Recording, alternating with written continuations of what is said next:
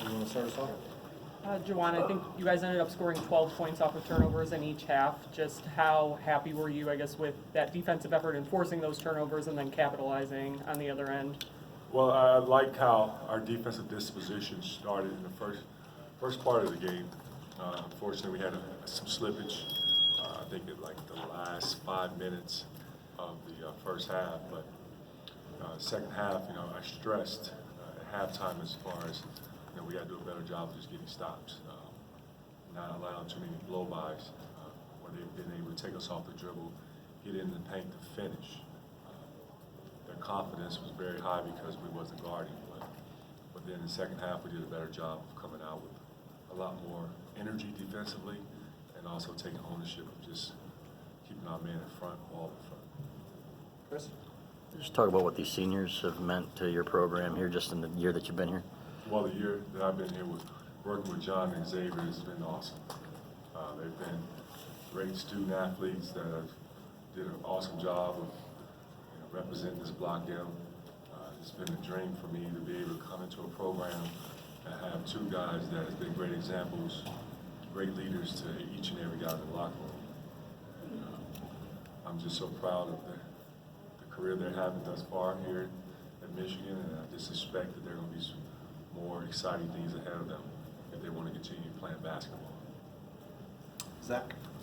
Juwan, your team scored 50 points in the second half. I guess what did you see, and then how important is that moving forward to make sure you got some Well, shots? we defended better. We did a really good job of, like I stated earlier, of getting stops defensively, taking ownership of guarding our man one-on-one, not allowing blow-bys. Did a better job of contesting shots. But on the offensive end, I felt that we also improved with ball movement. The ball kind of sticked in the first half where we settled too many jumpers. We also was taking one passing shot. Second half, we moved the ball, and that's how we were able to generate a lot more offense in the second half. Go ahead, Orion. The type of second half that you wanted to see from Isaiah? It seems like he shot the ball better, did a lot of things on defense, offense. Isaiah, like I told him in the first half, stop overthinking. Not overanalyze. If the ball don't go in, get your butt back and let's go back and defend. I didn't want him to have a carryover thinking about, oh wow, I'm pressing. Missed 3 shots in a row. He's a very skilled young man. The game is not all about making shots. It's about how can you affect the game in a winning way on both ends of the floor. And to his credit, he came out with a better attitude, came out with a better level of focus in the second half, and that's when good things happen. And then can you describe some of your emotions before the game, during the ceremony, after the game, when Xavier got the speeches? Well, I was happy for both players, and it was very emotional to see our players be vulnerable and share their college experience to the crowd and let them know how much the Michigan fans meant to them and their families and their teammates and staff and managers.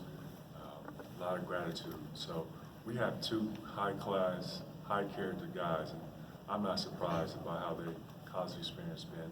It's been a fun ride, but they know that it's not over. We still have a lot more season to play. Josh? I guess when did you find out that John Beilein was going to be in attendance tonight? And I guess was there any type of discussion about planning this and making sure that he was here for the seniors you recruited? Well, I think I found out like maybe 5 days ahead of time, and I thought that it would be great. And it's a great idea to have Coach in the building. He's meant a lot to the program, and he's meant a lot to the players. They've grown with Coach Beilein. He's developed Xavier as well as John. And, he's also recruited them, and he's been a part of their success, huge part of their success. So it was great to see Coach Beilein in the building, man. I didn't get a chance to talk to him, but it's people that know me, my family and friends know that I'm an egoist kind of guy. So it's not about me, it's about Xavier, it's about John, and we know Coach Beilein has been a huge part of their success. Congrats on your good first season, Coach. How would you compare your first season as a player in Chrysler to your first season coach in Chrysler? Well, I haven't never given that any thought, so that's a great question. My first year as a player, it was a great experience. Being able to accomplish a lot that I dreamed of as far as someday playing in the Final Four and then making it to the championship game. Every kid that sits in their living room or their bedroom, they put a Nerf rim on the door, and you imagine becoming someday like a Larry Johnson cutting the net, or imagine becoming like a Michael Jordan, hitting the game-winning shot to win it for your school. So that's always been my dream. So I thought my first year here at Michigan was a successful year. Now my first year as a coach, I'm growing. It's been a good ride thus far, but we still have a lot more season to play. We're going to continue to keep taking game by game, and I'm going to continue to keep doing whatever I can to prepare this team to help put us in the best position to win. Andrew?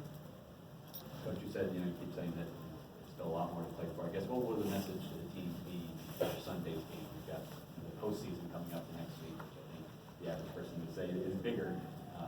But yes, how do you? We're going to enjoy this game tonight, but then tomorrow morning they understand that we have to come in and start preparing for Maryland. Chris? Was it like seeing Ray there? And just talk about the support. Oh wow, Ray surprised me today, man.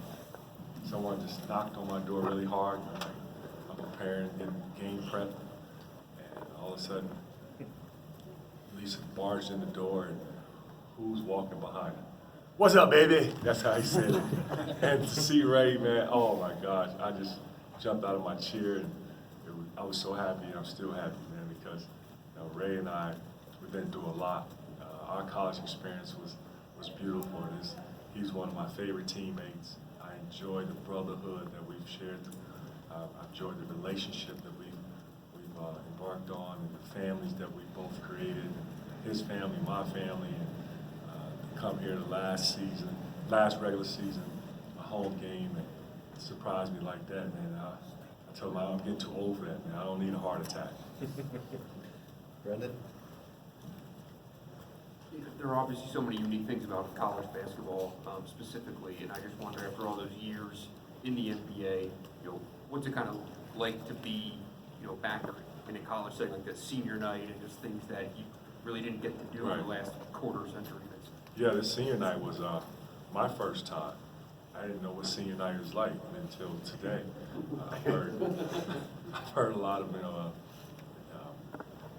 heard a lot from people as far as trying to prepare me for a moment like this, giving me some intel as far as how the night was going to go, and prepping me for this moment. I was like, wow, it's like senior night for me. I started getting a little nervous, but it was beautiful just to see, how senior night works for, two guys who've done so much for the school. And so I wanted to make sure, not only for the players, but myself, stick to my pregame routine. And I want them to stick to their pregame routine and stay focused on our opponent, Nebraska, because yes, there are a lot that's happening. It can be a distraction. You can lose a little sleep. It does take you out of your comfort zone, but remember, we still have a game to play. Coach, I think that's going to be it. All right.